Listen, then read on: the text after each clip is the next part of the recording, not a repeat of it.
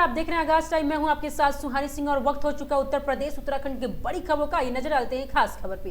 खबर कानपुर से, जहां पे थाना गोविंद नगर पुलिस और दक्षिण सर्विलांस की संयुक्त टीम ने ऑपरेशन नेतृत्व के मदद से 4 अंतर्राज्यीय शातिर कार चोर गिरफ्तार किए गए। गिरफ्तार आरोपी में से 3 चोरी के कार और घटना की प्रयुक्त 2 वाहन बरामद हुए हैं। आरोपी चोरी की गाड़ियों से विभिन्न राज्यों के अवैध शराब की सप्लाई करते थे। बता दें कि पुलिस उपायुक्त दक्षिण दीपेंद्र नाथ चौधरी ने ये सब अपनी बाइट में बताया है।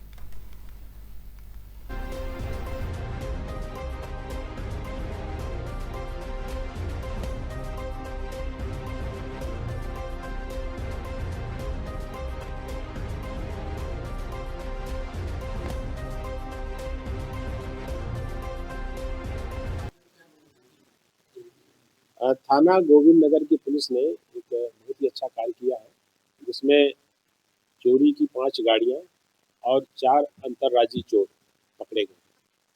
तो विगत दिनों में थाना गोविंद नगर क्षेत्र में 4 पहिया वाहनों की कई चोरियां हुई थी, जिसके दृष्टिगत एडीसीपी साहब, एसीपी बाबूपुरवा और इंस्पेक्टर गोविंद नगर ने बहुत सार्थक प्रयास करते हुए सर्विलांस की टीम और ऑपरेशन त्रिनेत्र और मुखबिरी की मदद से इस पूरे केस को वर्कआउट किया है। इंस्पेक्टर गोविंद नगर को एक ये सूचना मिली थी मुखबिर के माध्यम से कि एक बिहार नालंदा का रहने वाला एक शातिर वाहन चोर राजकुमार यहाँ आता है और गाड़ियों की खरीद फरोख्त करता है। अगर उसको पकड़ा जाए तो उससे इस गैंग के बारे में जानकारी हो सकती है। इसी के क्रम में हमारी टीमें वहाँ गई थी और राजकुमार नामक व्यक्ति को वहाँ से पूछताछ हेतु लाया गया था। जब उससे कड़ाई से पूछताछ की गई तो उसने ये बात बताई कि मधुबन थाना क्षेत्र जनपद मऊ का रहने वाला सत्यम गुप्ता, जो वर्तमान में किराए के मकान में यहाँ रेल बाजार थाना क्षेत्र में रहता है और इसका आवास लखनऊ में भी है। तो ये यहाँ पर इसका एक जाल है और ये गाड़ियाँ चोरी करके बिहार के शराब तस्करों को सस्ते दामों पे बेचता है। इसमें इनोवा की कीमत 3,20,000, टाटा नेक्सान की कीमत 1,70,000 और डिजायर गाड़ी की कीमत लगभग 80,000 से 1,00,000 रुपए की है।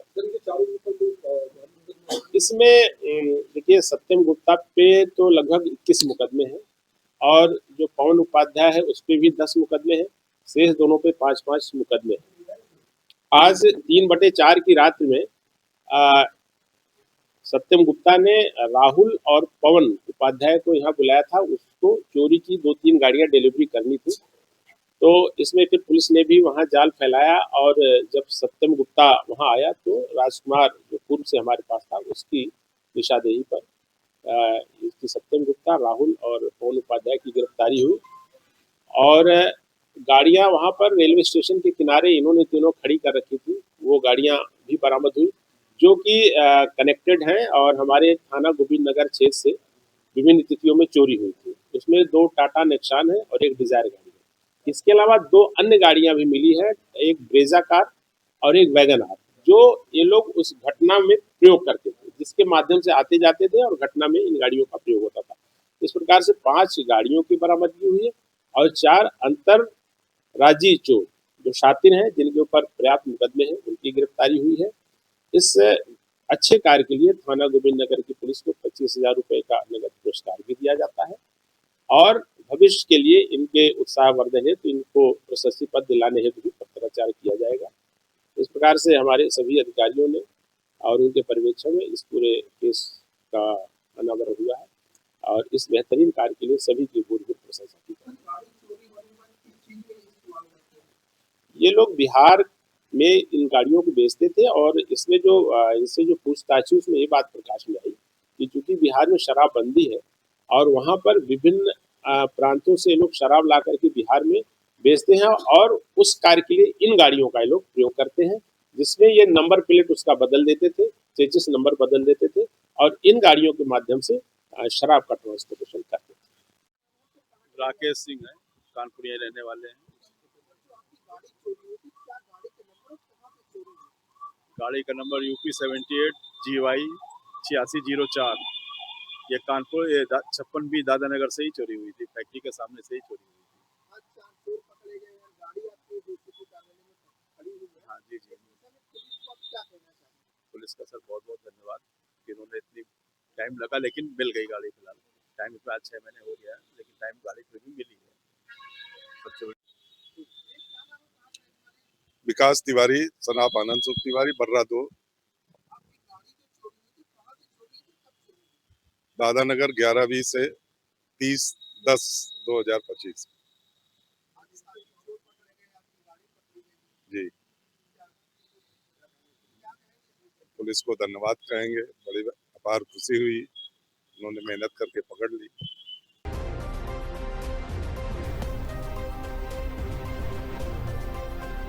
खबर ऋषिकेश से, जहां पे शहर में दुष्कर्म के शिकार हुई 8 साल की बेटी का वीडियो सोशल मीडिया पर वायरल करने वाले की मुश्किलें जल्द ही बढ़ने वाली है। जी हां, पीड़ित की पहचान उजागर करने पर अज्ञात के खिलाफ दर्ज हुए मुकदमे में पुलिस ने पहचान करना शुरू कर दी है। फिलहाल 3 महिलाओं के नाम वीडियो वायरल करने को लेकर सार्वजनिक किए गए हैं, जिसमें से प्रगति विहार निवासी संगीता और उन्याल और गुमनीवाल में, और वहीं श्यामपुर निवासी उषा चौहान और 14 बीघा मुनिकेरेती निवासी अनिता को कोटियाल के नाम सामने आए हैं।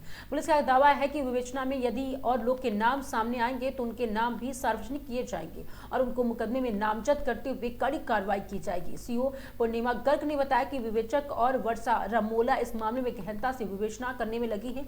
कानूनी तौर पर पीड़िता की पहचान उजागर करना अपराध है। उन्होंने बताया कि करीब 1.5 महीने पहले शहर में एक मकान मालिक ने किराएदार की 8 वर्षीय बेटी के साथ दुष्कर्म की वारदात को अंजाम दिया था। इस मामले में पुलिस ने मुकदमा दर्ज कर आरोपी को गिरफ्तार कर जेल भेज दिया है। कुछ लोगों ने सोशल मीडिया पर बेटी और उसके परिवार का वीडियो वायरल कर पहचान उजागर कर दी है। पुलिस कप्तान अजय सिंह के निर्देश पर वीडियो का संज्ञान लिया गया और अज्ञात के खिलाफ मुकदमा दर्ज किया। अब इस मामले में विवेचना के साथ पहचान शुरू कर पुलिस अग्रिम कार्रवाई में जुटी हुई है।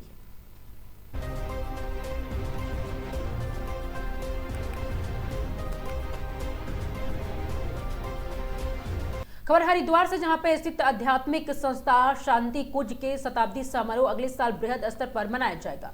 बृहस्पतिवार को कार्यक्रम के लिए हुए भूमि पूजन कार्यक्रम में राज्यपाल गुरमीत सिंह के शिरकत करते हुए पहुंचे। वहीं हरिद्वार के वैरागी कैंप में शांति कुंज के द्वारा शताब्दी नगर बनाया गया। कार्यक्रम में राज्यपाल के अलावा शांति कुंज प्रमुख, अन्य साधु संत और शांति कुंज के हजारों साधक जुटे। जनवरी 2026 में आयोजित होने वाले 4 दिवसीय शताब्दी समारोह में देश और विदेश से हजारों संख्या में साधक कार्यक्रम में शामिल होंगे।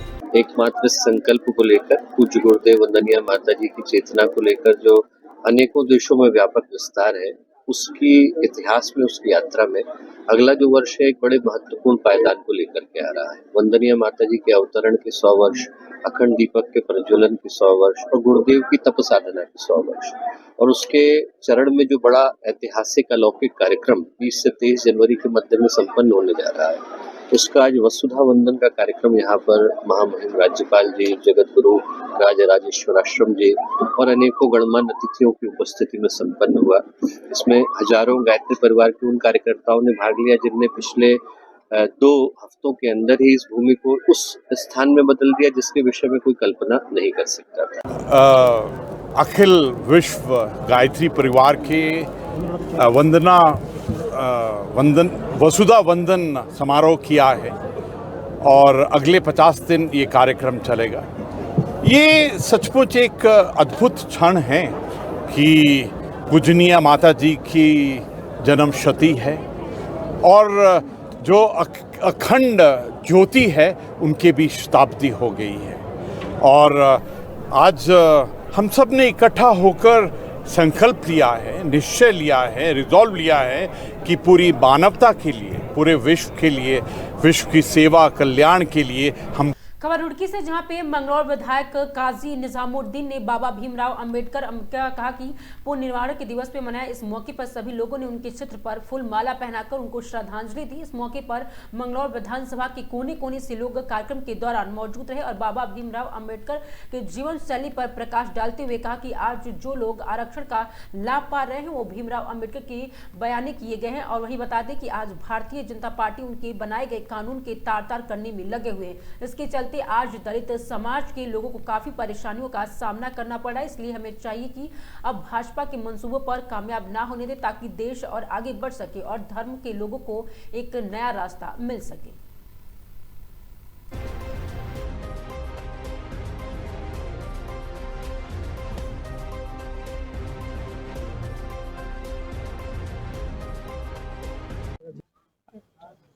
भारत रत्न बाबा साहब डॉक्टर भीमराव अंबेडकर जी के बनाए हुए संविधान पर खतरा मंडरा रहा है, तो हमें गाहे बगाहे जितने बाबा साहब के बनाए संविधान पर पूरा देश विश्वास करता है और हम सभी लोग यहाँ इकट्ठे हुए हैं। आज बाबा साहब का परिनिर्वाण दिवस था, तो हम सब लोग ने एक यहाँ प्रण लिया कि संविधान पर यदि कभी कोई आँच आई, जैसे भारत सरकार, भारतीय जनता पार्टी की सरकार गाहे बगाहे इशारे देती रहती है, तो सभी लोग एकजुट होकर राहुल गांधी जी के नेतृत्व में, आदरणीय मल्लिकार्जुन खड़गे साहब के नेतृत्व में हम सब लोग संघर्ष करने का काम करेंगे।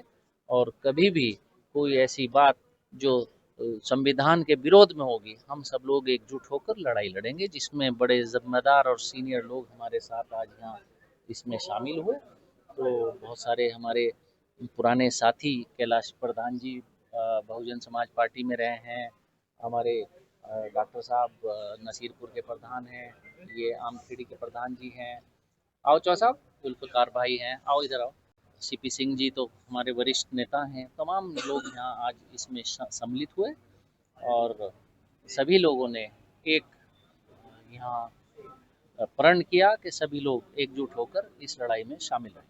संविधान पर बिल्कुल दिख रहा है, आप देखिए SIR क्या है, वोट चोरी क्या है, वोट में डिलीशन, वोट में एडिशन क्या है, ईडी की रेड विपक्ष पर होना क्या है, क्या है। अब बंगाल में चुनाव होना शुरू हुआ, ईडी की रेड शुरू हो गई, बिहार में चुनाव होना शुरू हुआ तो ईडी की रेड शुरू हो गई, इनकम टैक्स की रेड शुरू हो गई, विपक्ष के नेताओं को डराना धमकाना, ये क्या है। लोकतंत्र में विधानसभा का ना चलना, विधानसभा में सवाल का ना आना, लोकसभा में सवाल का ना आना, लोकसभा में सवालों से प्रधानमंत्री का और मंत्री का बचकर भागना, क्या है। यही तो संविधान खतरे में है। जब जहाँ वाद संवाद ना हो तो ही तो संविधान खतरे में है और पूरी तरह खतरे में है। सभी जिम्मेदार लोग हैं यहाँ पर, जो अब आप सबको मालूम है कि यहाँ भारतीय जनता पार्टी और कांग्रेस के बीच में लड़ाई है और भारतीय जनता पार्टी और कांग्रेस के बीच में ही सत्ता का यहाँ परिवर्तन किया जा सकता है। अगर भाजपा जाएगी तो कांग्रेस आएगी, बीच का कोई दल यहाँ नहीं आ सकता। तो सभी लोग ये तय कर रहे हैं कि संविधान की लड़ाई, डॉक्टर बाबा साहब भीमराव अम्बेडकर जी की जो सपनों की लड़ाई है, वो राहुल गांधी जी और मल्लिकार्जुन खड़गे जी, कांग्रेस पार्टी लड़ सकती है। सभी लोग एकजुट होकर कांग्रेस के साथ। देखो, आज बाबा साहब के परिनिर्वाण दिवस के पूर्व संध्या पर यहाँ पर संविधान बचाने के लिए संकल्प लिया गया है और संकल्प के तहत ये क्या है कि जब तक हम सरकार नहीं बदलेंगे, जब तक कांग्रेस की सरकार नहीं आएगी, तब तक संविधान बचाना मुश्किल है। क्योंकि संविधान को जो बदलने की बात कर रहे हैं वो भारतीय जनता पार्टी कर रही है और भारतीय जनता पार्टी को यहाँ से उखाड़ना बहुत जरूरी है। उन्होंने हमारे बच्चों के रोजगार छीन लिए हैं, हमारे जो शिक्षा के रास्ते बंद कर दिए हैं, शिक्षा जो है आम आदमी की पहुंच से बाहर हो रही है। अच्छी and quality education, higher education जो है आम आदमी उसको अचीव नहीं कर सकता, उसमें उतना पैसा खर्च नहीं कर सकता। तो ये क्या किसी भी बिरादरी का गरीब आदमी हो, सामान्य आदमी हो, वो अच्छी पढ़ाई नहीं दे सकता।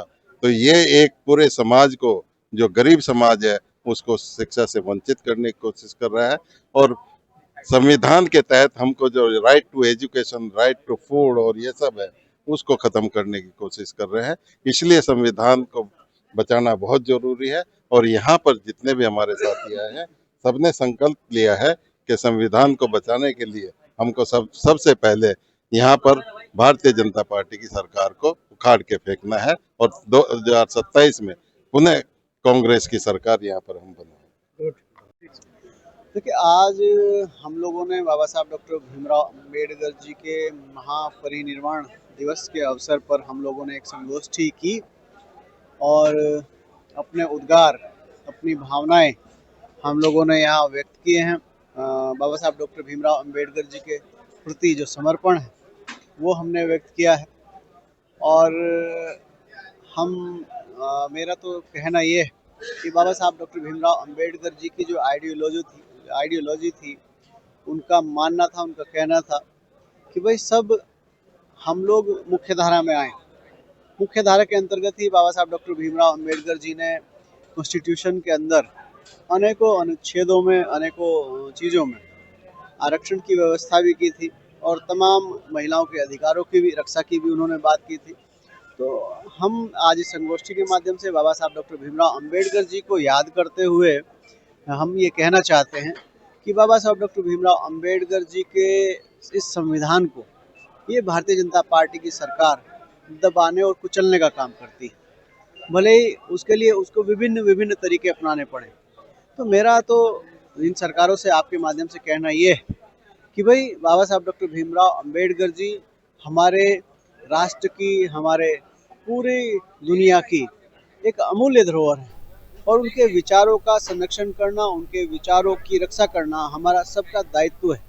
तो भाई ये वर्तमान सरकार ऐसा ना करे कि बाबा साहब डॉक्टर भीमराव अंबेडकर जी के संविधान को तोड़ मरोड़ कर पेश करने का या उनको कुचलने का काम न करें। अगर वो ऐसा करेंगे तो जाहिर सी बात है सरकार को इसके परिणाम झेलने पड़ेंगे।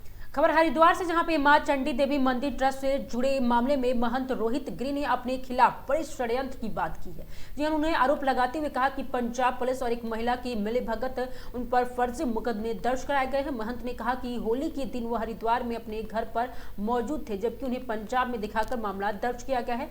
फास्टैग के लोकेशन डिटेल भी दे दिया गया है। वही बता दें कि रानीपुर मोड़ स्थित होटल में आयोजित प्रेस कॉन्फ्रेंस में पत्रकारों से रूबरू होते हुए महंत रोहित गिरी ने बताया कि 13 मई 2025 को अदालत के आदेश कराया गया है कि इसी तारीख को उनका त्याग पत्र दिखाया गया, जबकि यह पूर्ण रूप से झूठा है। उसी सुबह लगभग 7 बजे पुलिस घर पहुंची। उन्होंने कहा कि यह सब सोची समझी षड्यंत्र के तहत किया गया है। उन्होंने बताया कि उनका बेटा उनके पास आया और कहा कि उनका वकील गलत है। इस पर उन्होंने अपना अपराधी की वकालतनामा वापस दे दिया और इसके बाद ही उनकी जमानत प्रक्रिया षड्यंत्र पूर्वक लंबा खींचा गया। महंत रोहित गिरी ने कहा कि उनके नाम से फर्जी हस्ताक्षर कर इस्तीफे का पत्र भी तैयार किया गया। उन्हें इस पूरे मामले में अपनी पत्नी गीतांजलि, बेटे भवानी नंदन गिरी समेत कई लोगों को षड्यंत्र में शामिल होने का भी आरोप लगाया है। उन्होंने बताया कि वर्ष 2022 से उनका तलाक का मामला चल रहा है। यदि उन्होंने त्यागपत्र दे दिया तो यह बताना होगा कि किसके सामने और कब दिया गया। उन्होंने कहा कि आखिर मुख्य ट्रस्टी त्यागपत्र देगा तो किसको देगा। महंत ने कहा कि गीतांजलि की छोटी बहन पुष्पांजलि गौड़ का इस्तीफा 15 मई 2025 को स्वीकार दिखाया गया है, जबकि उस समय वो स्वयं महंत पद पर ही थी। उन्हें आरोप लगाया कि यह घटनाक्रम लंबे समय से रचे जा रहे षड्यंत्र का ये हिस्सा है। प्रेस कॉन्फ्रेंस में महंत रोहित गिरी ने दावा किया कि 18 वर्ष से कम आयु के व्यक्ति को ट्रस्टी नहीं बनाया जा सकता है। इसके बावजूद नियमों की अनदेखी कर उसे ट्रस्ट में शामिल किया गया। उन्हें एक महिला पर लगातार उनकी रेकी निगरानी रखने की आरोप भी लगाया गया। कहा गया कि 14 अप्रैल की गढ़ी हुई घटना की शिकायत दर्ज कराई गई है और गीतांजलि को इस मामले का एकमात्र गवाह दिखाया गया है। महंत ने कहा कि कथित घटना से सेना कैंट क्षेत्र की बताई गई, जबकि ऐसे संवेदनशील क्षेत्रों में इस तरह की गतिविधि संभव नहीं है। उन्होंने आरोप लगाया कि इस दौरान न केवल गाली गलौज और तोड़फोड़ की गई, बल्कि घर से पैसा भी ले जाया गया। पूरे मामले की निष्पक्ष जांच की मांग करते उन्होंने कहा कि उन्हें न्याय की उम्मीद है और सच में जल्द सामने आ ही जाएगा। हुआ है इस प्रकरण के बारे में हमने सारी प्रेस वार्ता करी है और इसमें ये सबको बताया गया है कि भाई जो ये षड्यंत्र पूर्वक जो इन्होंने मेरा इस्तीफा दिखा दिया गया है और त्यागपत्र में जो इन्होंने फर्जी हस्ताक्षर करे, वो जो मैं माननीय न्यायालय में मैंने अपने तथ्य लगवाए और उसके बाद जो है माननीय न्यायालय द्वारा एक आदेश पारित किया गया, जिसमें शामपुर पुलिस को मामला दर्ज करने के लिए आदेश पारित किए गए हैं। और गीतांजलि बचेती व इनके साथ इनका जो भाई है और दो तीन भाई और बहन और भवन नंदन गिरी द्वारा जो है ये षड्यंत्र रचा गया। मुझे जो है पहले इन्होंने एक महिला से सांठगांठ करते हुए मुझे लुधियाना पुलिस से गिरफ्तार करवा करके जेल करवा दिया और मेरी अनुपस्थिति का फ़ायदा उठा करके यहाँ पर मेरा एक फर्जी त्यागपत्र दिखा करके और एक ट्रस्टी ऋषिकेश में इन्होंने रजिस्टर्ड करा दी, जिसका कि इनको कोई भी विधि पूर्वक कोई भी अधिकार नहीं था। तो जो त्यागपत्र है उसका कोई भी विधि में नहीं मान्य है, क्योंकि उस त्यागपत्र को मेरे द्वारा ही सत्यापित करके ऋषिकेश कार्यालय में उपस्थित होकर के उसको दर्ज करवाना था, जो कि इन्होंने फर्जी रूप से उसको अपने किसी रेजोल्यूशन दिखा करके और सामान्य रूप से वो करवा दिया। क्योंकि एक मुख्य ट्रस्टी का त्यागपत्र सामान्य नहीं हो सकता, उसको जो है विधि के द्वारा ही आप या तो कोर्ट की शरण में जाएंगे, वहाँ से आप इसके लिए आदेश लेंगे, या आप रजिस्ट्रार कार्यालय में स्वयं उपस्थित होकर के उस त्याग पत्र की सत्यापित करवाएंगे। इसलिए अर्जी है और उस पर मेरे कोई हस्ताक्षर नहीं है। इन लोगों के द्वारा उस पर किसी के द्वारा हस्ताक्षर किए गए हैं और वो उसकी मैंने फॉरेंसिक जांच करवाई। जांच में वो फर्जी पाए गए, क्योंकि होने भी थे, क्योंकि मैंने तो किया ही नहीं, तो इसलिए वो फर्जी पाए गए। और इसी को लेकर के हम पूरे प्रकरण को लेकर के आज मीडिया के सामने हमने अपनी बात रखी है।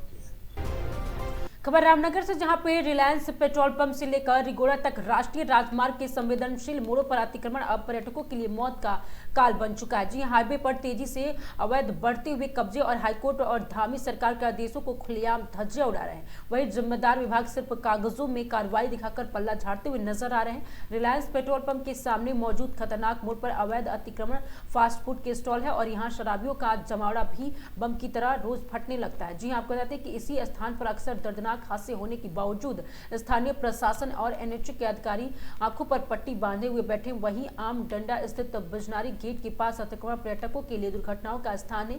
सूत्रों का कहना है कि वर्ष 2017 में डीएफओ नेहा झा ने कहा था कि अतिक्रमण हटाया था, लेकिन कुछ समय बाद पुनः यहां पे अतिक्रमण खड़ा कर दिया गया और इस अतिक्रमण के पर्वतीय इलाकों से आने वाले वाहन और पर्यटकों की जान हमेशा खतरे में रहता है। लेकिन शायद विभाग को किसी बड़ी घटना का इंतजार है और इधर रिगोड़ा स्थित एनएच हाईवे के किनारे अतिक्रमण कर कमाई का साम्राज्य खड़ा किया जा रहा है। एसडीएम प्रमोद कुमार का कहना है कि मामले के अतिक्रमण की जानकारी मिली है। राष्ट्रीय राजमार्ग अधिकारियों के अतिक्रमण चिन्हित कर रिपोर्ट प्रेषित करने की निर्देश भी दिए गए हैं। डीएफओ मोरतोलिया ने कहा कि अतिक्रमण का मामला संज्ञान में आया है। सरकार की प्राथमिकताओं के अनुसार अतिक्रमण के खिलाफ सख्त कार्रवाई की जाएगी, जिसका परिणाम देखने को जल्द ही मिलेगा।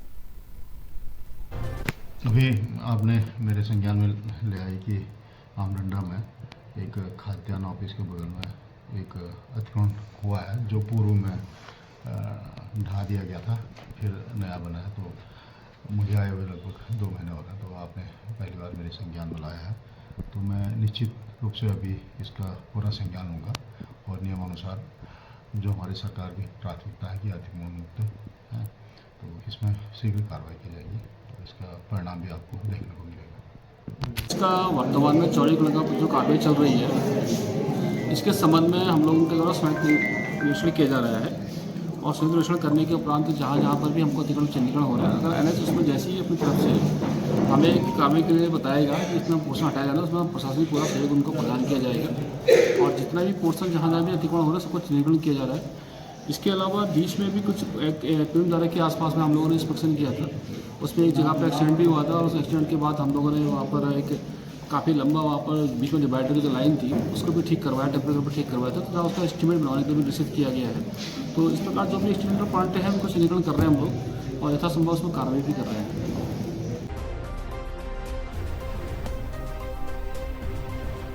खबर जसपुर से, जहां पे जनपद उधम सिंह नगर के विकास हिंदनगर जसपुर में शीघ्र मिलेगी रोडवेज बस स्टैंड की सौगात। जी हां, विनय कुमार रोहेला का एक बार फिर से और आवश्यक प्रयास किया गया। वहीं उत्तराखंड प्रबंधन समिति और उपाध्यक्ष विनय रोहेला का अथक प्रयास के जसपुर के रोडवेज बस स्टैंड बनाए जाने का प्रस्ताव पास हो गया है। और यह खुशखबरी देते हुए आपको बता दें कि रोहेला ने बताया कि इस प्रस्ताव के अनुसार रोडवेज बस स्टैंड का निर्माण शहर के नजदीकी स्थान और गांववाला के में किया जाएगा। उन्होंने बताया कि उनके द्वारा मुख्यमंत्री पुष्कर सिंह धामी को जसपुर में रोडवेज बस स्टैंड का प्रस्ताव भेजा गया था। उन्होंने बताया कि जिलाधिकारी उधम सिंह नगर द्वारा जसपुर में रोडवेज बस स्टैंड बनाने का प्रस्ताव शासन को भेज दिया गया था। जसपुर के जनता की रोडवेज बस स्टैंड बनाने की मांग बहुत ही लंबे समय से चल आ रही थी। जसपुर के रोडवेज बस स्टैंड न होने से क्षेत्रवासियों को भारी परेशानी का सामना करना पड़ रहा था। बिना रोहेला की अथक प्रयास के जसपुर की जनता काफी सराहना की कही और वही कहा कि जसपुर के वासियों की बड़ी राहत मिलेगी।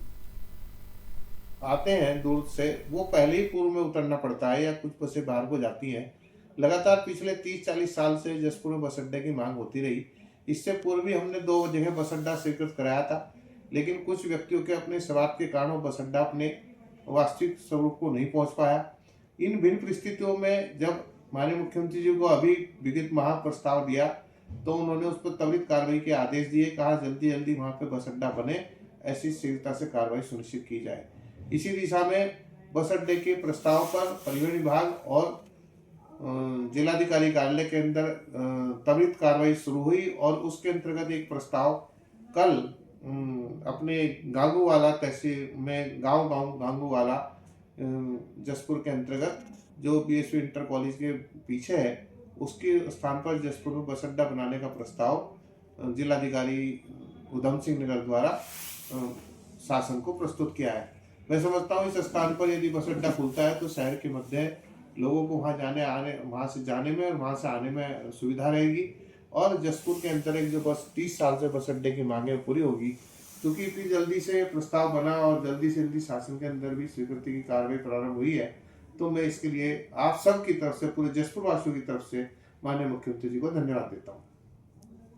नमस्कार। रहते हैं, पर आज ये अखबारों के माध्यम से पता चला कि विनय रोहेला जी के प्रयासों से, जो कि बहुत समय से जनता की भारी मांग थी कि रोडवेज अड्डा नहीं था, हम तो अपने पतरामपुर क्षेत्र की तरफ से और निजामगढ़ इस गांव की तरफ बहुत धन्यवाद रोहेला जी का करना चाह रहे हैं कि उन्होंने बस स्टैंड का बहुत बड़ा रोडवेज बस अड्डे का ये एक बहुत बड़ा तोहफा जसपुर को दिया है।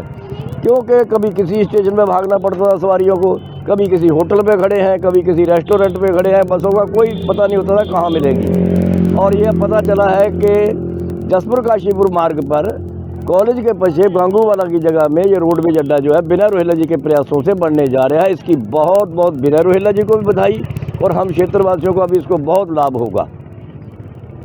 बहुत खुश हैं जब से अखबारों में पढ़ के, हमसे कई लोग इस बात की चर्चा कर रहे हैं कि देखो जी विनय रोहेला जी ने बहुत बड़ा काम करा है। इन प्रयासों को हम चाहते हैं कि बहुत जल्दी ये प्रयास सफल हो, ईश्वर कृपा करे इन प्रयासों को। और भी वो प्रयास करते रहते हैं मगर कई बार बाधाएं उत्पन्न हो जाती हैं, कई रगड़े होते हैं प्रशासन के, सरकारों के। तो अब ये जो बनने जा रहा है इसका बहुत लाभ होगा। पूरा एरिया है पतरामपुर, जसपुर, भोगपुर डाम, खाली पट्टी, बहुत बड़ा एरिया है। सब लोग एक जगह बैठ जाएंगे, जाके वहाँ से सवारियों को पता चल जाएगा बस कहाँ को जा रही है, कितने बजे जा रही है, जब सारा पता लग जाएगा। रोडवेज बस अड्डा बनने वाला है। इसी संबंध में मैंने माननीय मुख्यमंत्री जी को पूर्व में इस परेशानी की जानकारी दी थी।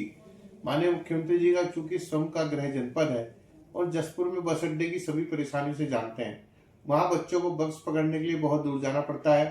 जो व्यापारी लोग हैं वो भी बस का प्रयोग नहीं कर पाते और जो लोग आते हैं दूर से वो पहले ही पूर्व में उतरना पड़ता है या कुछ बसें बाहर को जाती हैं।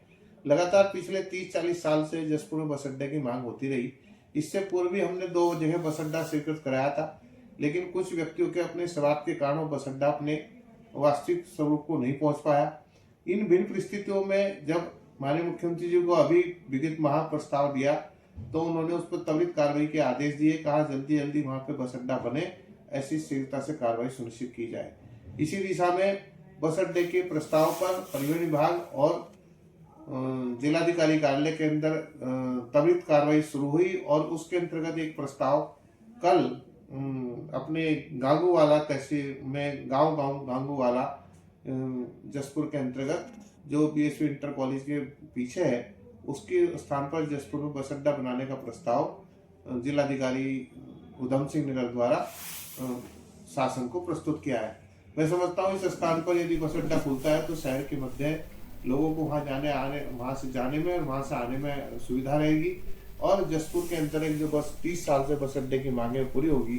क्योंकि इतनी जल्दी से प्रस्ताव बना और जल्दी से जल्दी शासन के अंदर भी स्वीकृति की कार्रवाई प्रारंभ हुई है, तो मैं इसके लिए आप सब की तरफ से, पूरे जसपुर वासियों की तरफ से माननीय मुख्यमंत्री जी को धन्यवाद देता हूँ। खबर सितारगंज से, जहां पे सिसोना डिग्री कॉलेज अध्यक्ष पद को लेकर हाईकोर्ट फैसले पर छात्रों में खुशी का माहौल बना है। जी हां, वही उपस्थित तुषार शर्मा ने बताया कि अध्यक्ष पद के चुनाव को लेकर काफी लंबे समय से असमंजस बना हुआ था, जो कि आज हाईकोर्ट के फैसले से समाप्त कर दिया गया। हम सभी छात्रों के हाईकोर्ट से न्याय मिला और 7 फरवरी को अध्यक्ष पद पर चुनाव की तारीख फाइनल की गई है। तुषार शर्मा ने बताया कि सूत्रों के हवाले बड़ी खबर मिली है कि नैनीताल हाईकोर्ट द्वारा छात्र संघ अध्यक्ष पद पर सितारगंज डिग्री कॉलेज में पुनः मतदान कराया जाएगा। 7 फरवरी को तारीख का ऐलान हुआ है। राजविंदर और अध्यक्ष प्रत्याशी ने जताया माननीय उच्च न्यायालय का आभार और पूर्व छात्र संघ कोरधा अध्यक्ष तुषार शर्मा ने न्याय की जीत को बताते हुए कहा कि हमें न्याय पर भरोसा था, हमें उच्च न्यायालय नैनीताल पर भरोसा था और हमारे अधिवक्ता विकास बहुगुणा पर भी भरोसा था और हमारी जीत जरूरी थी। वही बता की शरण में गए हम और न्यायालय ने हमारे साथ न्याय करा। माननीय उच्च न्यायालय की शरण में गए हम, माननीय उच्च न्यायालय की डबल बेंच ने हमारा पिटीशन को सुनते हुए, हमारी याचिका को सुनते हुए आज अंतिम फैसला दे दिया है, जिसमें मैं माननीय उच्च न्यायालय और न्याय का और अपने महान अधिवक्ता बड़े भाई विकास बहुगुणा जी का भी बहुत बहुत धन्यवाद करता हूं, जिन्होंने हमारी इस कदर पैरवी की कि फैसला हमारे पक्ष में हुआ और न्याय के पक्ष में हुआ। इस कदर तो क्या ही कहा जाएगा। देखिए, न्याय तो न्याय होता है, लेकिन हमें जो न्याय मिला है वो न्याय की जीत हुई है। जिस आधार पर हमारा पर्चा खारिज किया गया था, उस आधार को हाईकोर्ट द्वारा नकारा गया था कि इस आधार पर पर्चा खारिज नहीं कर सकते, परंतु चुनाव प्रभारी के द्वारा फिर प्रचार्य के आदेश में प्रचार्य ने अपना आदेश कर दिया था कि पुनः मतदान कराया जाए, लेकिन चुनाव प्रभारी ने उस आदेश को काटते हुए फिर उसी बेस में हमारे नॉमिनेशन पेपर को रद्द रखा। लेकिन हाई कोर्ट में सुनवाई के दौरान आज फाइनल डिसीजन हुआ है, जिस फाइनल डिसीजन में माननीय मुख्य न्यायाधीश माननीय न्यायाधीश द्वारा आदेश कर दिया गया है, जिसमें कि कुछ ठंड की छुट्टियां भी हैं फरवरी में, 16 जनवरी से 5 फरवरी तक लगभग छुट्टियां भी हैं। अभी ये स्पष्ट नहीं हो पाया, परंतु 7 फरवरी अध्यक्ष पद पर सितारगंज डिग्री कॉलेज में अध्यक्ष पद पर मतदान के लिए, पुनः मतदान के लिए डेट जारी हो चुकी है। हाईकोर्ट द्वारा आदेश जारी हो चुका है कि 7 फरवरी को अध्यक्ष पद पर पुनः मतदान होगा। और मैं समस्त छात्र शक्ति का भी धन्यवाद करता हूं, जिसने हमारा शुरू से अंतिम समय तक साथ दिया, हमारे साथ खड़े रहे। और मैं आप लोगों को भरोसा दिलाता हूं कि बहन रजविंदर कौर का जिस आधार पर इन्होंने पर्चा खारिज करा था, उसको जितना ठेस पहुंचा, देखिए अब समय आ गया है। आने वाली 7 फरवरी को मेरा समस्त छात्र शक्ति से निवेदन है कि 7 फरवरी को महाविद्यालय में आएं और बहन रजविंदर कौर को अध्यक्ष पद पर मतदान देकर विजय प्राप्त कराएं, जिससे कि वो महाविद्यालय में आपको आने वाली समस्याओं को लेकर हमेशा आप लोगों के साथ खड़ी रहे, सालों साल खड़ी रहे। अगर कोई समस्या होती भी है तो आप लोग मुझसे संपर्क करें और मैं हमेशा आप लोगों के लिए तैयार हूं। जबकि मैं तो 2022 में चुनाव जीत चुका हूं, लड़ चुका हूं, परंतु मैं फिर भी हमेशा ये सोचता हूं कि मेरे द्वारा अगर किसी की मदद हो सकती है तो जितनी मदद हो सकती है तन मन से मैं हमेशा तैयार रहता हूं समस्त छात्र शक्ति के लिए, और आगे भी इसी तरह तैयार रहूंगा। और मेरा समस्त छात्र शक्ति से फिर पुनः निवेदन है कि 7 फरवरी को आएं, अपना मतदान करें और बहन रजविंदर कौर को अध्यक्ष पद पर विजयी बनाएं। और न्याय की जीत को मैं सबसे बड़ी जीत मानता हूं। मैंने सबसे पहली वीडियो में भी यही कहा था कि हाईकोर्ट द्वारा जो निर्णय लिया जाएगा हम उसको स्वीकारेंगे, लेकिन आज हाईकोर्ट द्वारा हमारे पक्ष में निर्णय और संविधान को देखते हुए जो निर्णय लिया गया है, मैं बहुत बहुत धन्यवाद एवं आभार करता हूँ। धन्यवाद। खबर रामनगर से, जहां पे तराई पश्चिमी वन प्रभाग के पुछड़ी क्षेत्र में अवैध रूप से बस 170 परिवारों को चिन्हित किया गया है। प्रशासन ने पहले चरण में कोसी नदी के सटे 35 आवासों को ध्वस्त करने की तैयारी शुरू कर दी है। जी आपको बता दें कि रामनगर के तराई पश्चिमी वन प्रभाग की भूमि पर बसी बिहारी टप्पर कॉलोनी पर अब बुलडोजर चलाने की तैयारी तेज हो गई है। वन विभाग और प्रशासन ने कार्रवाई पूरी रूपरेखा तैयार कर ली है और अतिक्रमण जल्द ही हटाया जाएगा। आज सुरक्षा के मद्देनजर एसपी सिटी, वन विभाग, राजस्व विभाग और प्रशासनिक टीम मौके पर पहुंची। ड्रोन के जरिए पूरे अतिक्रमण क्षेत्र की निगरानी की गई और अधिकारियों ने साफ किया कि जल्द ही कार्रवाई शुरू होगी। वही आपको बता दें कि रामनगर के पुछड़ी क्षेत्र में 100 से हेक्टेयर से अधिक वन विभाग के अवैध कॉलोनी विकसित की गई थी और यहाँ पे कई प्लांट श्राप पेपर भी बेचने की तक कोशिश की गई थी, जिसकी जांच में पुष्टि होने के बाद वो 6 लोगों पर मुकदमे दर्ज किए गए थे। वन विभाग ने अब तक 170 परिवारों को अवैध कब्जेदार के रूप में चिन्हित किया है। कार्रवाई के पहले चरण में कोसी नदी से लगे 35 अवैध आवासों को ध्वस्त किया गया है। प्रशासन का कहना है कि सरकारी भूमि पर किसी भी तरह का अतिक्रमण बर्दाश्त नहीं किया जाएगा। ये एक इन्वेस्टिगेशन इसमें ऑनगोइंग है, जिसमें दिसंबर 2024 में एक अभियोग पंजीकृत हुआ था, जिसमें जो सरकारी भूमि है, वन विभाग की भूमि, उसमें बड़े मात्रा में उसमें कूट रचित दस्तावेजों का प्रयोग करके फर्जी तरीके से लाभ कमाते हुए इसमें धोखाधड़ी बड़े पैमाने पर की गई थी। जो भोले भाले लोग हैं उनसे अलग अलग अमाउंट लेकर, किसी से 1.5 लाख, किसी से 2 लाख, 2.5 लाख लेकर के बहुत बड़े पैमाने पर एक धोखाधड़ी की गई थी। उसी के संबंध में एक अभियोग पंजीकृत है, जिसकी की समीक्षा की गई और उसी समीक्षा के दौरान जो है स्थल का निरीक्षण किया गया था वहाँ पर, और इसमें अभी इन्वेस्टिगेशन चल रही है और इन्वेस्टिगेशन के दौरान जो भी फैक्ट्स आते हैं उसके आधार पर अग्रिम कार्रवाई की जाएगी। बहुत ही गंभीर ये प्रकरण है और इसमें मैसेज एकदम क्लियर है कि सरकारी भूमि या फिर सरकारी संपत्ति को जो भी खुद-बुद करने का प्रयास करेगा उसके खिलाफ कड़ी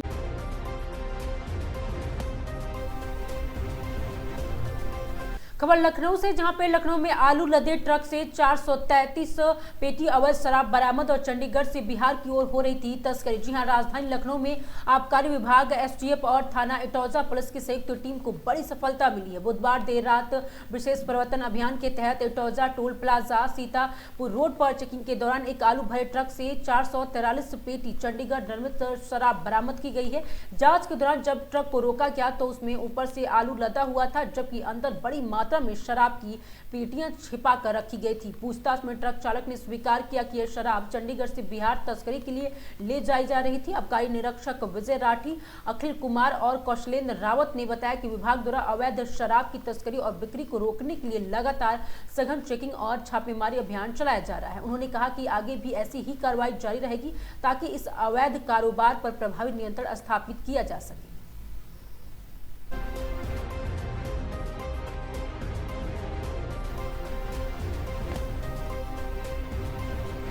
खबर सीतापुर से, जहां पे महिला ने बैटरी का तेजाब पीकर किया आत्महत्या प्रयास। जी हां, इलाज के दौरान हुई उसकी दर्दनाक मौत। घर में पति से हुए विवाद के बाद पति ने गुस्से में आकर की आत्महत्या। गंभीर अवस्था में महिला को उपचार के लिए पति के द्वारा जिला अस्पताल में कराया गया था भर्ती। महिला की मौत के बाद पति और बच्चों का रो रो कर हुआ बुरा हाल। जनपद के कमलापुर थाना क्षेत्र का ये पूरा मामला बताया जा रहा है।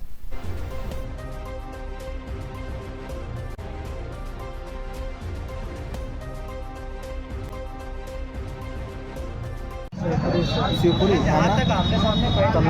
कैसे क्या हुआ था? हुआ ये थे, हमारे बच्चे दो हैं। हाँ। और हर समय बीमार रहते थे। हाँ। तो हम बीवी से अपने कहे कि बच्चों को संभाल के रखो। हाँ। तो बीवी ने हमको लड़ने लगी। हाँ। उल्टा फिर बोलने लगी, तो ऐसे थोड़ा हमारा उनका झगड़ा हुआ। उससे मैं तेजाब पी लिया। तेजाब कहाँ था? बैटरी वाला जो होता है, बैटरी जिसे लाइट जलाई जाती है, हाँ। उसी में से निकाल के गिलास से पी लिया। अच्छा, तो अब क्या हुआ? बाहर गए। अब हम बाहर चले गए, हम मजदूरी करे। हम जब आए तब हमका पता लगा कि तेजाब पी लिया। तो यहाँ अस्पताल लाए थे? अस्पताल लाए, फिर अस्पताल लाए के यहाँ फिर मेडिकल कॉलेज कर दें। तो रास्ते में यहाँ खैराबाद से खत्म हो गए। क्या नाम रहा तुम्हें दीदी? संगीता। कितनी उम्र रहा लगभग? खबर उन्नाव से, जहां पे सड़क दुर्घटनाओं को रोकने और हादसों के बाद त्वरित राहत के लिए उन्नाव पुलिस ने बड़ी पहल की है। पूरे भारत में 100 जिलों में से चयनित 20 उत्तर प्रदेश के जिलों में उन्नाव भी शामिल है। इसी अभियान के तहत उन्नाव पुलिस अधीक्षक ने 14 क्रिटिकल कॉरिडोर टीमों को हरी झंडी दिखाकर रवाना किया। बता दें कि सड़क हादसे में कमी लाने और रोड एक्सीडेंट कम करने की नीति को सफल बनाने के लिए उन्नाव पुलिस ने खास व्यवस्था तैयार की है और हर क्रिटिकल कॉरिडोर टीम में एक सब इंस्पेक्टर और 4 सिपाही शामिल रहेंगे। और ये टीम न सिर्फ घटना स्थल का त्वरित निरीक्षण और विवेचना करेंगी, बल्कि इस हादसे के बाद सड़क पर जाम न लगने और जल्द से जल्द यातायात बहाल हो, इसकी भी निरंतर निगरानी करेगी। पुलिस अधीक्षक ने इन टीमों में 10 दोपहिया वाहनों को हरी झंडी दिखाकर रवाना किया और स्पष्ट निर्देश दिया कि किसी भी घटना की सूचना मिलते ही टीमें तत्काल मौके पहुंचकर राहत और आवश्यक कार्रवाई सुनिश्चित करें। उन्नाव पुलिस का मानना है कि इस त्वरित प्रतिक्रिया प्रणाली से न सिर्फ हादसे पर नियंत्रण होगा, बल्कि सड़क सुरक्षा को लेकर आम जनता भी जागरूकता उनकी बढ़ेगी। पूरे भारतवर्ष में 100 जिले चिन्हित किए गए थे कि जहां रोड एक्सीडेंट हो रहे हैं उसको जीरो पे ले आने के लिए। उसमें से उत्तर प्रदेश के 20 जनपद हैं और 20 जनपदों में से अपना उन्नाव जनपद भी आता है। उसी के तहत निर्देशानुसार अपने यहाँ 14 क्रिटिकल कॉरिडोर टीम बनाई गई है, जिसका मूल काम यही होगा कि इनके साथ एक सब इंस्पेक्टर और 4 सिपाही होंगे। जो भी एक्सीडेंट होगा घटनास्थल का निरीक्षण करना, उसकी विवेचना करना और साथ ही साथ रोड पे कहीं एक्सीडेंट होता है, कहीं जाम न लगने पाए, सब काम देखने का। तो इसके तहत आज 10 वाहन दोपहिया दिए गए हैं इनको, ताकि ये इसी काम को करें और इसी के क्रम में आगे भी कार्रवाई कराई जाएगी। खबर चंदौली से, जहां पे युवाओं में तेजी से बढ़ रहा है असलाहा लहराने का चलन। जी हां, अक्सर शादी विवाह असलाहा लहराते हुए देखे जाते हैं युवा। चंदौली में एक बार फिर से हर्ष फायरिंग का वीडियो हुआ वायरल। शादी समारोह में असलहे से कई राउंड की गई थी फायरिंग करने वाले गांव के क्षेत्र पंचायत सदस्य बताए जा रहे हैं। वहीं तमंचे पर डिस्को वाले वायरल वीडियो पुलिस ने किया संज्ञान। आरोपी के खिलाफ पुलिस ने मुकदमा दर्ज किया है। वहीं आरोपी मौके से हुआ फरार। पुलिस सरगर्मी ने आरोपी से तलाश करना जुटी है। वहीं आपको बता दें कि इलिया थाना क्षेत्र के के रोहाखी गांव का रहने वाला बताया जा रहा है आरोपी।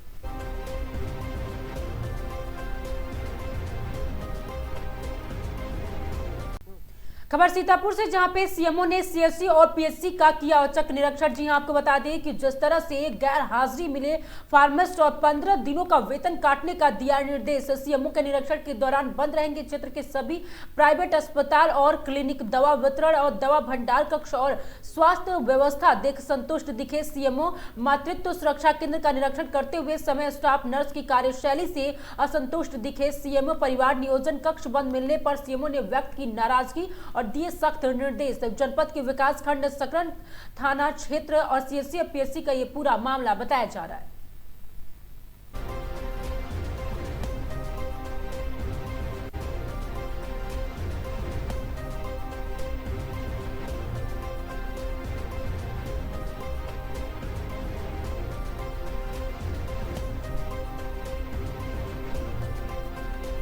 खबर चंदौली से, जहां पे चंदौली में महिला ने एक एसपी ऑफिस पहुंचकर लगाई गुहार। जी हां, विवाह का झांसा देकर शारीरिक शोषण का गंभीर आरोप लगाया है। पीड़िता का दावा है कि आरोपित ने बनाया गुप्त वीडियो और वायरल करने की दी धमकी। ससुराल वालों ने संलिप्त का शक होने पर वे निकाला घर से। पीड़िता महीनों से थानों का चक्कर लगा रही है। एफआईआर तक दर्ज नहीं हुआ है। अलीनगर और मुगल सराय थाने के एक दूसरे के पास भेजते रहे आवेदन। पीड़िता ने अब पुलिस अधीक्षक से लगाई न्याय की गुहार। आरोपित के खिलाफ सख्त कार्रवाई करने की है मांग। पीड़िता बोली कि न्याय मिलने तक संघर्ष जारी रहेगा। एसपी ने मुगल सराय थाना प्रभारी को मामला दर्ज कर कार्रवाई करने के दिए हैं आदेश।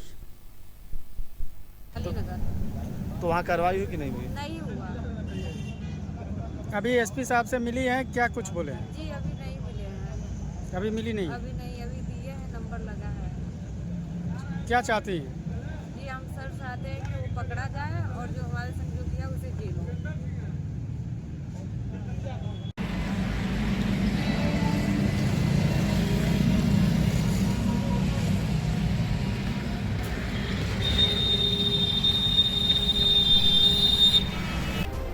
खबर लखनऊ से, जहां पे 50 साल पुराने मकान को जबरन खाली कराने का नगर निगम का एक और दुस्साहस उजागर हुआ है। पूरा मामला थाना अमीनाबाद क्षेत्र के राधा कृष्ण मंदिर के निकट ख्यामल साड़ी सेंटर का है। मामले का खुलासा उक्त मकान की मालकिन माया गुप्ता पत्नी राजेंद्र कुमार गुप्ता ने किया है। ज्ञात को अब बता दें कि पीड़िता माया गुप्ता विकलांग महिला है और उस वक्त मकान में लगभग 40 सालों से निवास कर रही है और घर पर ही छोटी सी दुकान से अपने परिवार का लालन पालन कर रही है। पीड़िता माया गुप्ता ने बताया कि पूर्व में उक्त मकान दुकान को लेकर उन्होंने सिविल कोर्ट में वाद दायर किया था, जिस पर अपर सिविल जूनियर डिवीजन और तृतीय जिसका RS नंबर 126/97 है। माया गुप्ता ने कहा कि कोर्ट में उनको उस मकान पर स्टे ऑर्डर पारित कर दिया है और इसके बावजूद 28/11/2025 को नगर निगम विभाग कर्मचारी मौके पर पहुंचकर कहा कि वहां नाली खोलने और निर्माण करेंगे। उक्त मकान दुकान से कोई मतलब नहीं है, मगर बाद में नगर निगम के अधिकारी RK मिश्रा पड़ोस में रह रहे और बाउंस गिरी की मदद से उक्त मकान जबरन खाली कराने और दबाव बना रहे थे। मकान खाली न करने की सूरत में उक्त परिवार को धमकियां भी दी जा रही थी। पीड़ित माया गुप्ता ने जिलाधिकारी को लिखित प्रार्थना पत्र भेजकर मदद की गुहार लगाई है।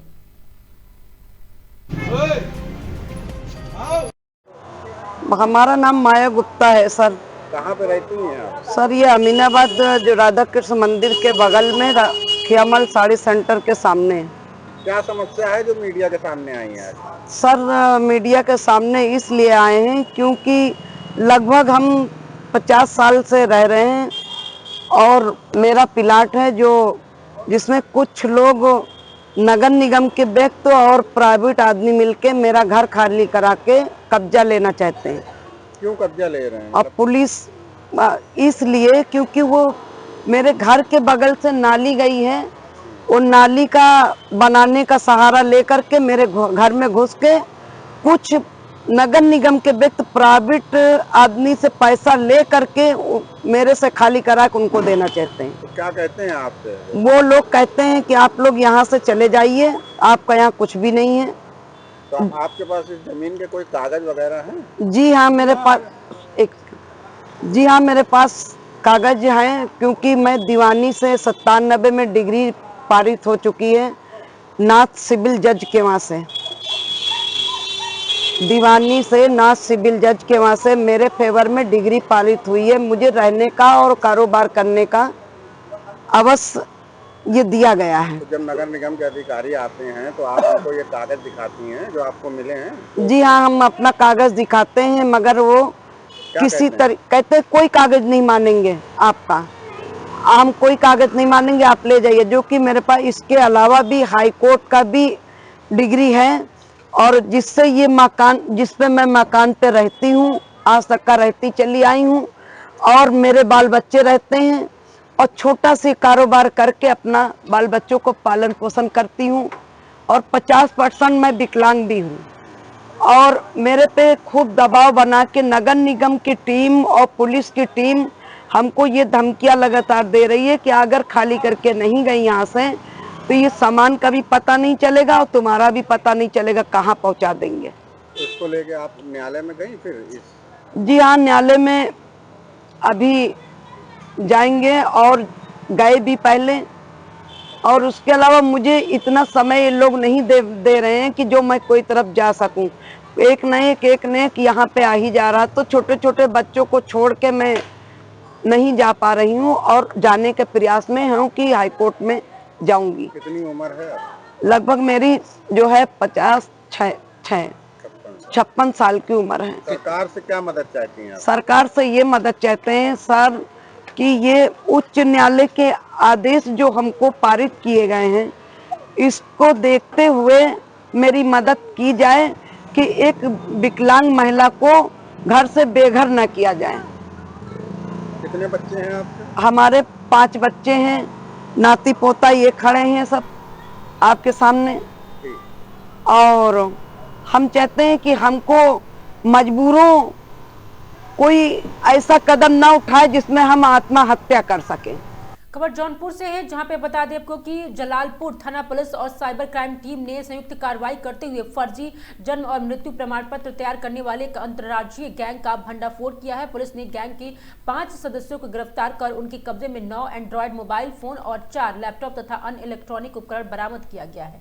एक बता दें कि असबरपुर निवासी रतन कुमार ने अपनी बेटी का जन्म प्रमाण पत्र बनवाने हेतु विजय यादव नामक व्यक्ति के दस्तावेज दिए थे। विजय ने उन्हें जो प्रमाण पत्र उपलब्ध कराया वो सीएमओ कार्यालय से सत्यापन में फर्जी पाया गया है। जांच में सामने आया कि विजय यादव एक बड़े गैंग से जुड़ा है, जो कि ऑनलाइन सिस्टम हैक कर फर्जी प्रमाण पत्र मोटी रकम लेकर तैयार करा जाता है। रतन कुमार द्वारा तहरीर देने के बाद एसपी के निर्देश पर एसजीआई और नगर और सीओ केराकत के पर्यवेक्षण में 2 टीमों का गठन किया गया। 4 दिसंबर को पहली टीम ने नहोरा सई नदी के पास 2 आरोपियों को अंकित यादव उर्फ शुभम यादव, राजकुमार उर्फ विक्की यादव को 3 मोबाइल और 3 लैपटॉप सहित गिरफ्तार किया गया है। दूसरी टीम ने बकारबाद और हाईवे तिराहे से 3 अन्य अभियुक्तों राशिद, राजीव कुमार और वह कहते कि अभिषेक गुप्ता को 6 मोबाइल और 1 लैपटॉप के साथ पकड़ा गया। गिरफ्तार अभियुक्तों ने पूछताछ में स्वीकार किया है कि ग्राम पंचायतों की आईडी से मिलते जुलते पासवर्ड ट्राई कर लॉगिन करते थे और इसके बाद एनिडेक्स सॉफ्टवेयर में स्क्रीन शेयरिंग के जरिए पासवर्ड जनरेट कर लेते थे और इसके माध्यम से फर्जी जन्म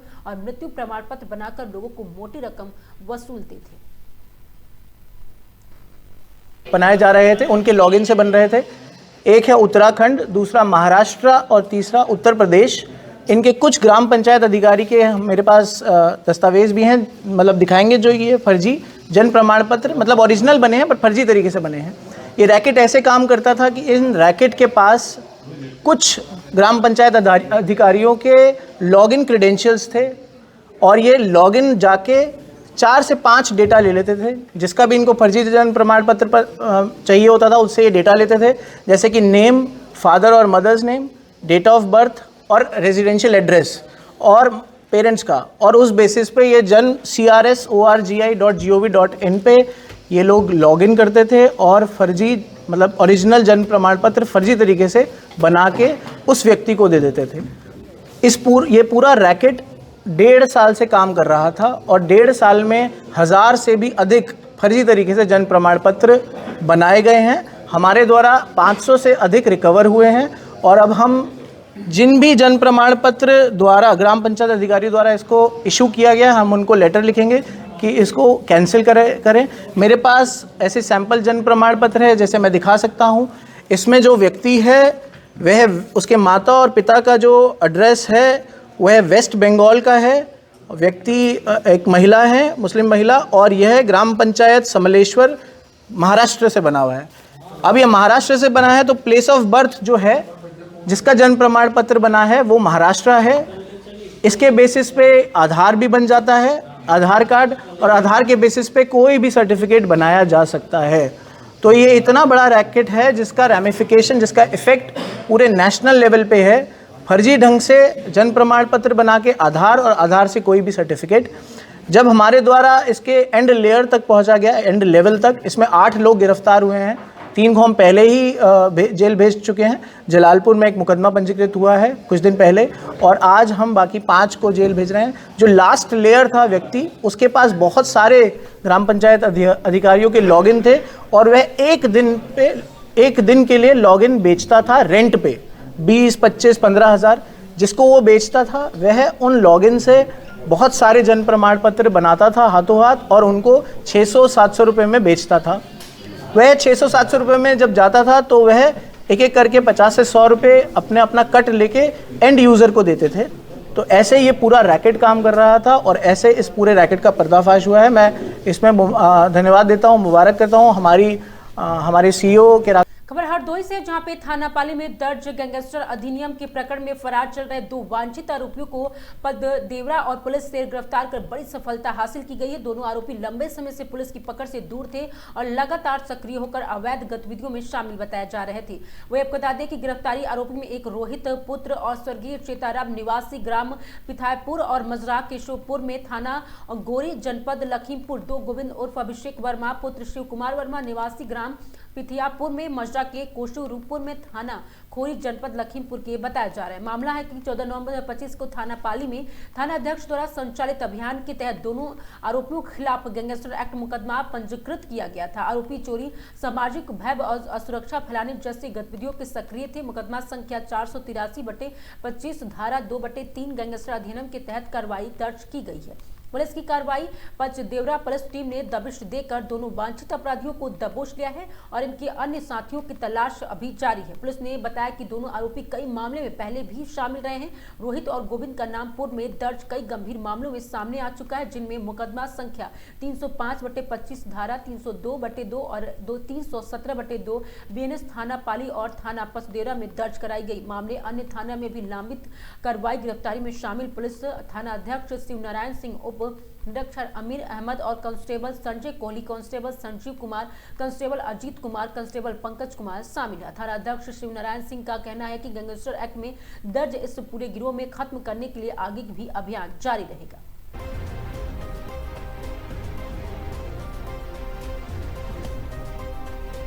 खबर श्रावस्ती से, जहां पे गिगौला के तिलकपुर गांव में 21 वर्षीय युवक ने फांसी लगाकर आत्महत्या कर ली। थाना गिगौला क्षेत्र के ग्राम तिलकपुर में लगभग 21 वर्षीय युवती द्वारा घर के पीछे आम के बाग में फांसी लगाकर आत्महत्या करने की घटना से इलाके में फैली सनसनी। सूचना मिलते ही अपर पुलिस अधीक्षक मुकेश चंद्र उत्तम ने मौके पर पहुंचकर घटनास्थल का किया निरीक्षण।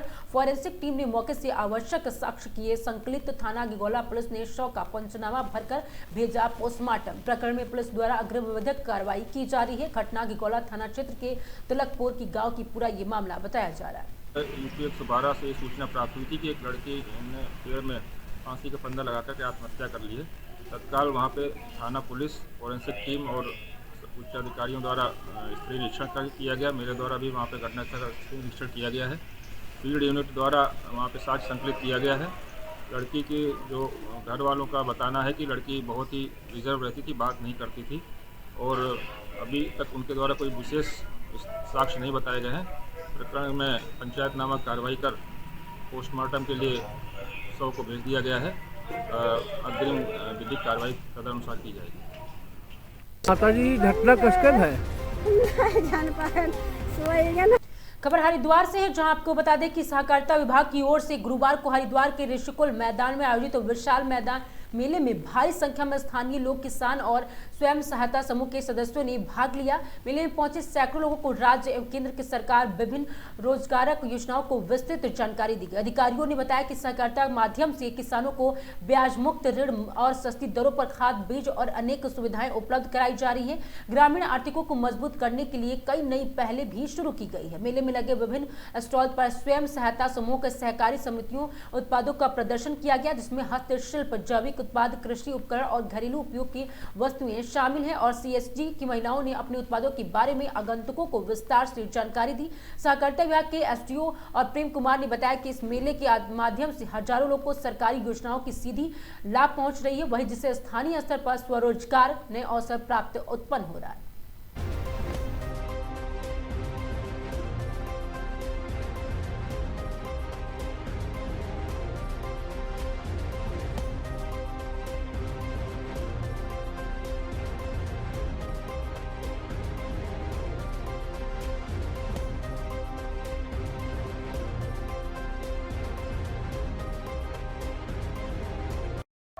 यहाँ पर क्या स्टॉल है आपका? हम महिला सशक्तिकरण बाल विकास विभाग से हैं। मैं सुपरवाइजर हूँ हरिद्वार शहर में।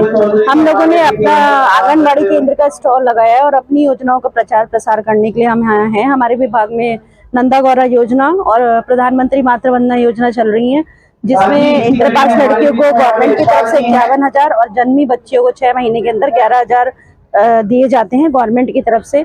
तो उन योजनाओं के प्रचार प्रसार के लिए हम लोगों ने अपना स्टॉल यहाँ पे लगाया है। इसके अलावा आप देख रहे हैं यहाँ पे मेरी सहेली ये पैड रखे हुए हैं जो गवर्नमेंट की तरफ से सस्ते दामों पर दिए जा रहे हैं, तो उनके प्रचार प्रसार के लिए भी हम लोगों ने यहाँ पे सामग्री रखी है, जिस महिलाएं जो बाहर से लेते हैं और महंगा पड़ता है, ताकि महिलाएं हमारे विभाग से वो खरीदें और अपना जो है स्वास्थ्य का पूरा ध्यान रख सके। ऐसे मेले बिल्कुल लगने चाहिए। अगर सरकारी योजनाओं का प्रचार प्रसार नहीं होगा तो आम जन तक हम लोग कैसे पहुंचेंगे? ये तो हमारे लिए बहुत ही अच्छा अवसर है कि हम लोगों तक और अच्छे तरीके से अपनी योजनाओं को प्रचार कर रहे हैं। ये सहकारिता विभाग उत्तराखंड सरकार द्वारा जो है सहकारिता मेले का आयोजन किया जाता है। आज इस मेले का 30वां दिन है और यहाँ पर हम ब्लॉक वाइज हमारे सहकारिता बंधु आ रहे हैं, किसान आ रहे हैं, जो हमारे नए नए उत्पाद हैं, हमारी जो एक्टिविटीज हैं सहकारिता की, उससे वो रूबरू हो रहे हैं और जितने भी सहकारिता से बंधु हैं वो आगे निकल के आ रहे हैं, अपना प्रतिभाग कर रहे हैं। और यहाँ पर छोटे छोटे बच्चे भी वो भी सहकारिता को वाद विवाद करके अच्छा अपना आपको परफॉर्म कर रहे हैं। और मैं अपनी सहकारिता विभाग को बधाई देता हूँ कि ये कहते हैं ना कि सरकार जनता के द्वार, ये बहुत अच्छी थीम है कि हम लोग जो है इसको गांव-गांव तक और इसको एक प्लेटफॉर्म पे वन विंडो सिस्टम इसको बोलते हैं, हम उस हिसाब से इसको अपने विभाग का जो है प्रचार प्रसार कर और इसकी जो गतिविधियां हैं और जो हमारे लाइन डिपार्टमेंट हैं, जो हमसे जुड़े हुए लोग हैं, हम उसको कैसे लाभ दे सकते हैं किसानों को, कृषकों को, ये हमारा एक प्रयास है और उम्मीद है हमारा मेला सफल होगा और जनता, आम जनता इससे जो लाभ लेके अपने को लाभान्वित करेगी। मेरी उम्मीद नहीं, पूर्ण विश्वास है। बहुत बहुत धन्यवाद। खबर सितारगढ़ से, जहां पे 14 तारीख से चल रहे लगातार आंगनबाड़ी कार्यकर्ताओं को धरना हुई स्थगित। इस मौके पर सैकड़ों महिलाएं उपस्थित रही, तो वही उपस्थित जिला अध्यक्ष रुक्मणी धामी ने बताया कि हमारे यहाँ 1600 बढ़ाए गए थे, जिससे हम संतुष्ट नहीं हैं और इसी को लेकर हम यहाँ से देहरादून गए थे और जिस पर हमें आश्वासन दिया गया कि आगे आने वाली सैलरी में आपको लगभग 5,000 रुपये बढ़ा करके दिया जाएगा और वही इस आश्वासन पर हमारे द्वारा ये धरना स्थगित किया गया है। लेकिन अगर ऐसा नहीं हुआ तो हम आगे कोर्ट जाने के लिए मजबूर होंगे और किसी भी महिला कर्मचारी के साथ गलत नहीं होने देंगे। हम चाहते हैं कि हम जितने मेहनत करें कम से कम उस हिसाब से हमारे मानदेय मिलना चाहिए। और वही उपस्थित अनीता रानी ने भी कहा कि जब हम रात दिन मेहनत करते तो हमारा मानदेय हमें हिसाब से मिलना चाहिए।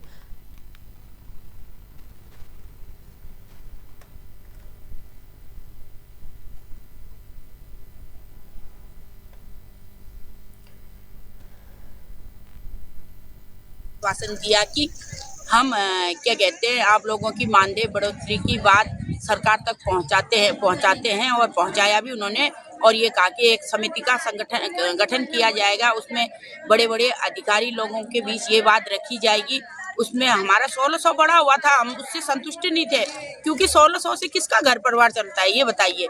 सिर्फ 1600 हमने फिर भी मिनिमम रखा था कि 5000 तक बढ़ना चाहिए। फिर हमारे डायरेक्टर साहब आए, उन्होंने कहा कि ठीक है, ये मैं सरकार के समक्ष रखूंगा आपकी बातें, इसमें समिति गठन करेंगे। उसके बाद आप लोगों का मानदेय 5000 तक मतलब आश्वासन दिया है 5000 तक का। अगर ये 5000 हमें जनवरी के महीने में बढ़ा के नहीं देते हैं, 5000 बढ़ा के नहीं देते हैं, कार्यकर्ती सहायिकाओं का 3000 कार्यकर्तियों का 5000 बढ़ा के नहीं देते हैं, तो हम धरना स्थगित कर रहे हैं, समाप्त नहीं कर रहे हैं, स्थगित कर रहे हैं। अगर हमारे जनवरी के मानदेय में हमारा 5000 बढ़ा हुआ न्यू आया, 9,300 प्लस 5000 यानी 14,000 14,300 अगर हमारे खाते में नहीं आता है तो फिर हम कोर्ट का दरवाजा खटखटाएंगे, किसी अधिकारी के आगे हम विनती करने नहीं जाएंगे, क्योंकि हम विभागीय होने के कादिर पहले अपने कोई भी बच्चा हो अपने घर में ही जाएगा, माता पिता से अपनी जिद करता है, उसके बाद क्या करता है बच्चा दाया बाया जिसकी चीज देखा पकड़ना या फिर दूसरे का सहारा लेना शुरू कर देता है। इसीलिए हम पहले अपने गार्जियनों के पास गए, हमारे गार्जियनों ने आश्वासन दिया, हमारे बाल विकास परियोजना के जो पूरे उत्तराखंड के डायरेक्टर है, इतने बड़े सर, हमें आश्वासन दिया है आप हमारी परिवार की तरह है, कोई भी अपने परिवार का बुरा नहीं चाहता, आप लोगों का मानदेय बढ़ेगा तो हमारा। और ये जो पैसे हमारे देते हैं तो 1 तारीख को दिया करे जैसे सबका देता है। अगर मानदेय में बढ़ोतरी होती है जनवरी 2026 में तो हम पुनः फिर सरकार का फिर अपने विभागीय अधिकारियों का धन्यवाद करेंगे। मानदेय में बढ़ोतरी सिर्फ 1600 ही आता है तो फिर हम कोर्ट के दरवाजे खटखटाएंगे, फिर हम अनिश्चितकालीन हड़ताल में रहेंगे। हम ऐसे बैठने वाले नहीं हैं, हम बहुत सह चुके हैं, बहुत बर्दाश्त कर चुके हैं। अन्य विभागों का काम पे हमारे सर पे बहुत है और डंडा बहुत होता है हमारे ऊपर कि ये करो सो करो, ना करो तो फिर अलग ही बात, मानदेय काटने की हर चीज की धमकियां मिलती, हम ये नहीं सह सकते। अब कुछ शर्तें रखी हैं उन्होंने, 1600 रुपये में हम नहीं, मतलब 1600 रुपये की जो उन्होंने डिमांड रखी है वो 1600 रुपये पे हम नहीं मानने वाले हैं। अब अगर जनवरी से पैसे बढ़ के आए तो अच्छी बात है, नहीं तो फिर उसके बाद फिर से हमारा धरना प्रदर्शन चालू रहेगा। क्या नाम है आप? उत्तर प्रदेश उत्तराखंड की खबरों में आज के लिए सिर्फ इतना ही। देखते रहिए आगाज़ टाइम।